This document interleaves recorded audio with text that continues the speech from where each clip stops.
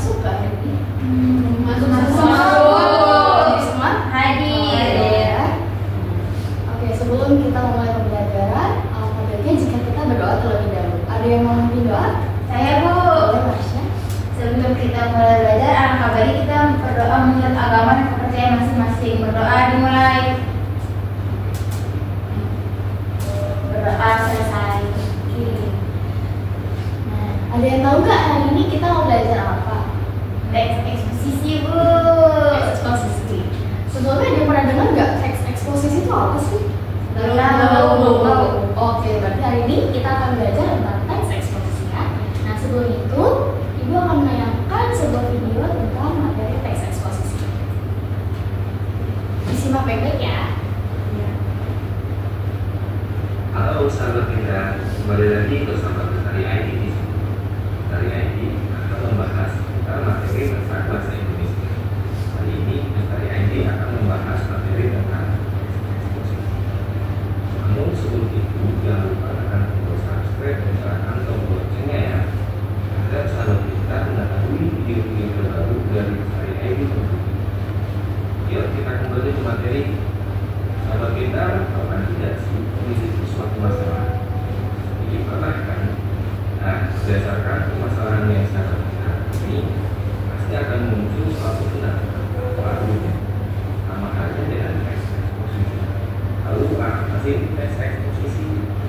Eksposisi merupakan teks yang digunakan seseorang untuk menyajikan suatu gagasan. Gagasan tersebut dikasih oleh penulis bicara berdasarkan sudut pandang tertentu. Untuk menguatkan gagasan-gagasan yang disampaikan penulis kita harus menyatakan alasan-alasan itu.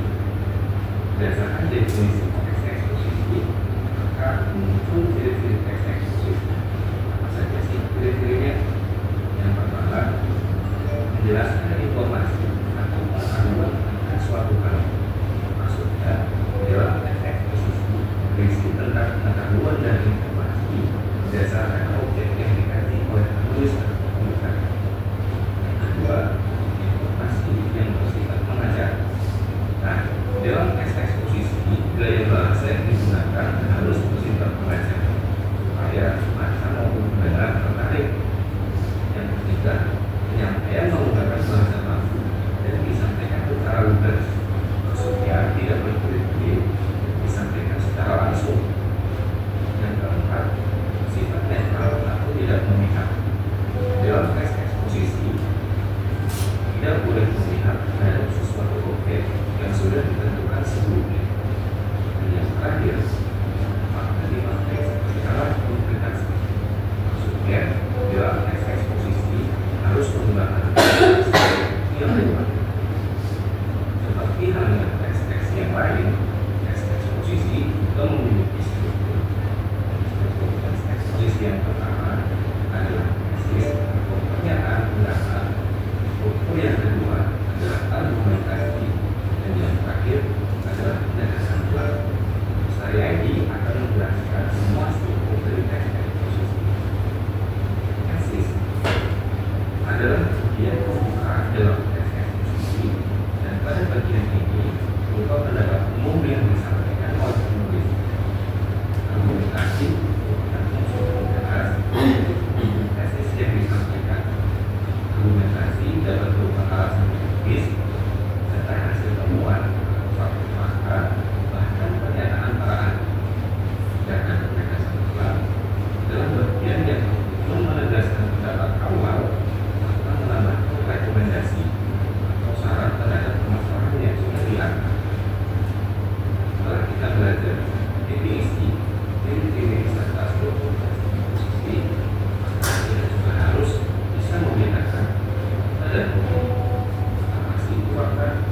Menurut KBBI, fakta adalah sesuatu yang benar-benar ada atau tidak. Sedangkan opini menurut KBBI itu adalah pendapat dan penilaian. Nah, demikian. Kan kalian udah menyimak ya videonya. Nah, dari video ini ada yang bisa jelasin nggak? Apa aja sih yang dijelasin dalam video ini? Tadi ada, kalau misalnya teks eksposisi itu tentang kalimat yang mengajar,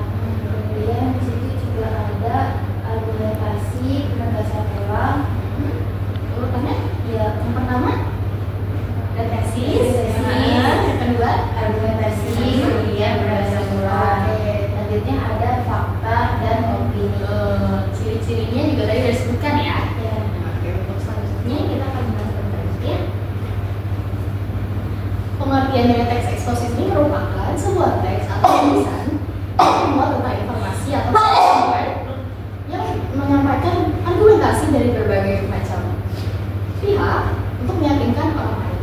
Nah, teks eksposisi ini disampaikan dengan syarat singkat, jelas, dan padat. Lalu, teks eksposisi ini bersifat argumentatif atau berisi argumen-argumen yang dimana menambah wawasan atau pandangan pembaca mengenai suatu hal yang dibahas. Tadi udah disebut juga ya, strukturnya ada 3. Teks eksposisi itu strukturnya ada tesis, argumentasi, dan penegasan ulang. Tesis itu merupakan bagian awal atau bagian pembukaan ya, yang memperkenalkan suatu persoalan atau isu dan pendapat umum dari berbagai ahli. Yang kedua ada argumentasi, ini merupakan bagian yang berisi pendapat-pendapat atau argumentasi serta fakta-fakta yang mendukung tesis. 3 ada penegasan ulang, ini merupakan bagian penutup yang menegaskan kembali terkait hal yang dibahas pada sebuah teks eksposisi. Oke. Ciri-ciri, tadi kan di video juga udah disebutin ciri-cirinya. Nah, yang pertama itu memberikan informasi atau pengetahuan. Jadi teks eksposisi ini kan bersifat non-fiksi ya, bukan fiksi. Jadi berisi fakta-fakta gitu yang didukung oleh data-data yang jelas sehingga dapat menambah wawasan dan pengetahuan para pembacanya. Yang kedua ada menggunakan bahasa yang baku. Nah, untuk membuat teks eksposisi ini tuh kita nggak bisa pakai bahasa yang sembarangan.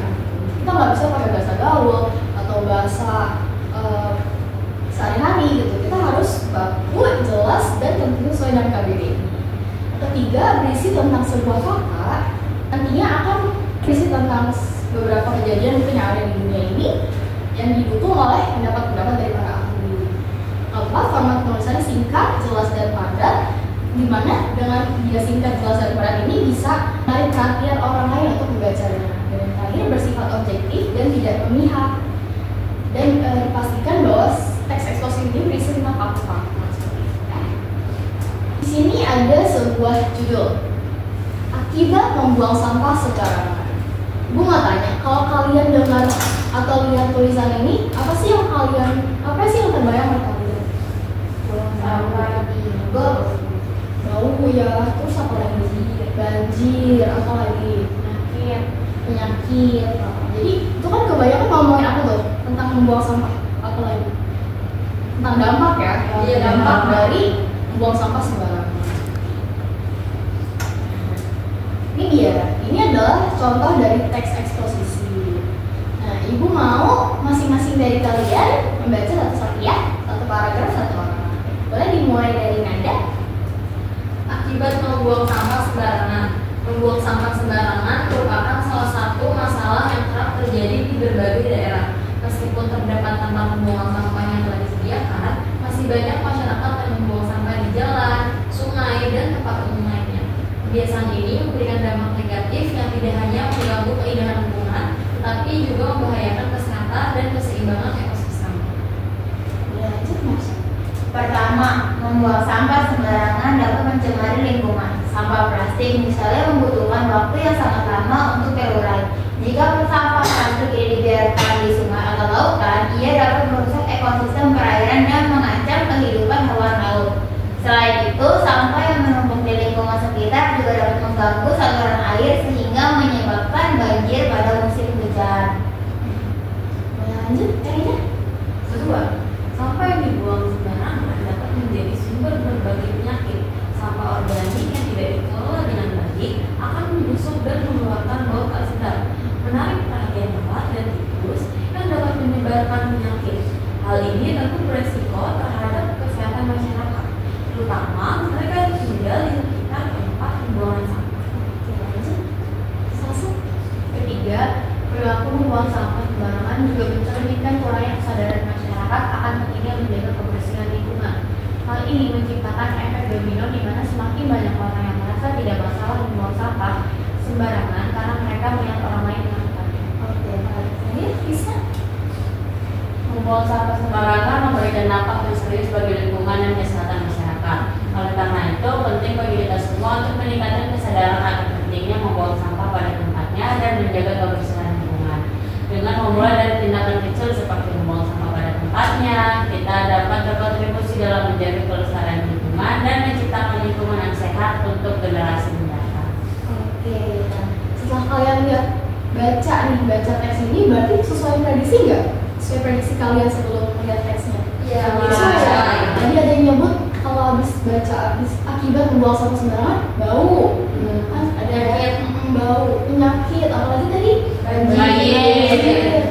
terus ada sampah plastik yang menumpuk gitu. Jadi kan dalam teks ini dijelaskan juga kan dari awal tentang pengertian atau penjelasan kenapa membuang sampah ini bisa berdampak negatif. Terus dari paragraf 2, 3, 4 itu juga dijelaskan tuh dampak-dampaknya. Dan yang terakhir ada paragraf 4. Oke, selanjutnya ada lembar kerja yang harus kalian kerjakan ya secara berkelompok. Ini berlima kan ya? Coba Iya. itu 1, 2, 3, 4, 5. Oke, bisa siap. Nih, kalian boleh kerjakan ya. Sini.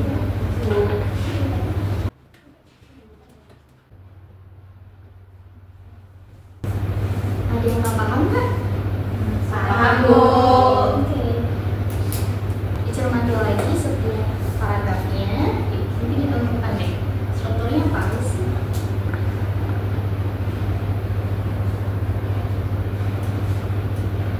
Sudah selesai? Sudah, Bu. Boleh masuk ke depan? Dicermatikan ya? 1, Bu. Boleh.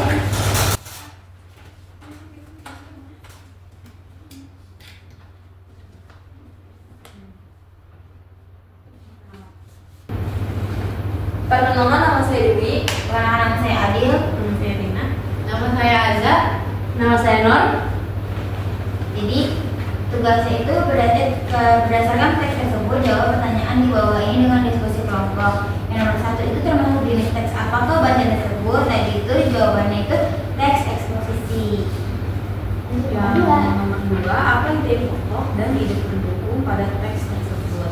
Jadi ide pokoknya itu di setiap paragraf itu di kalimat pertama. Misalnya yang kata di paragraf pertama itu membuang sampah sembarangan merupakan salah satu masalah yang kerap terjadi di berbagai daerah. Sedangkan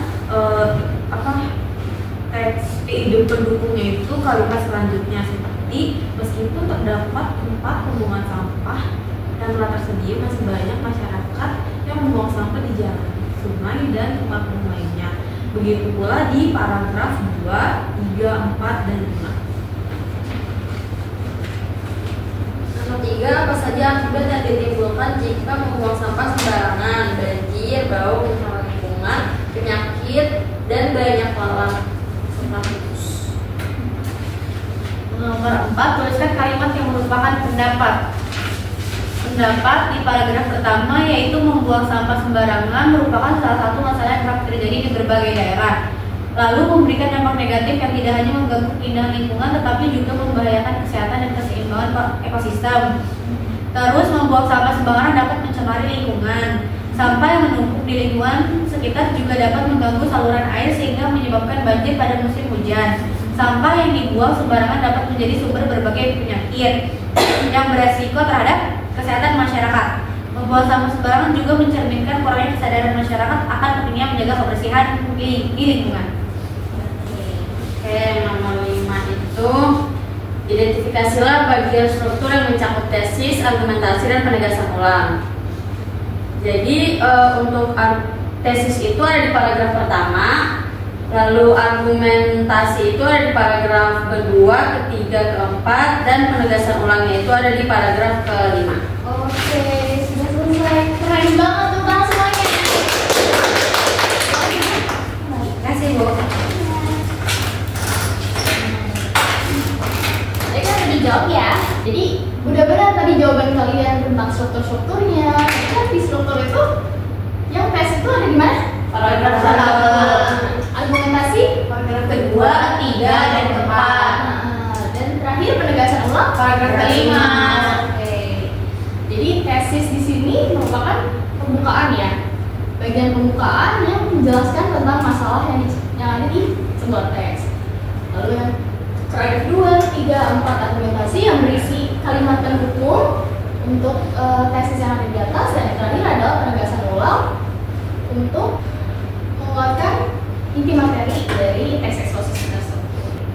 Mungkin cukup sekian pembelajaran hari ini, tapi sebelum itu Ibu mau kalian membacakan kesimpulan untuk pembelajaran hari ini. Ada yang mau?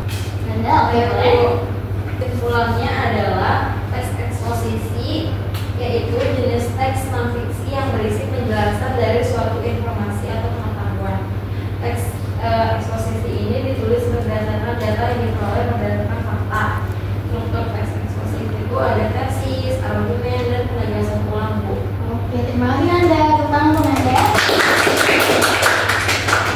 Oke, benar apa yang sudah dijelaskan oleh Nanda ya. Itu belajar kita hari ini tentang teks eksposisi berisi informasi atau pengetahuan yang di dalamnya terdapat fakta dan didukung oleh beberapa pendapat dari beberapa pihak. Lalu strukturnya tadi udah dijelasin juga ya, ada tesis, argumentasi, sama penegasan ulang, serta ciri-cirinya yaitu menggunakan bahasa baku, berisi informasi dan pengetahuan, dan juga berisi fakta-fakta, serta menggunakan kalimat yang singkat, jelas, dan padat seperti itu. Oke, mungkin cukup sekian pembelajaran dari Ibu. Sebelumnya ada yang ingin memimpin doa penutup? Saya Boleh, Salsa? sebelum pulang, alangkah baiknya kita berdoa terlebih dahulu. Berdoa karena percaya masing-masing. Berdoa dimulai. Berdoa selesai. Oke, Ibu tutup. Wabillahi taufiq wal hidayah. Wassalamualaikum warahmatullahi wabarakatuh. Waalaikumsalam.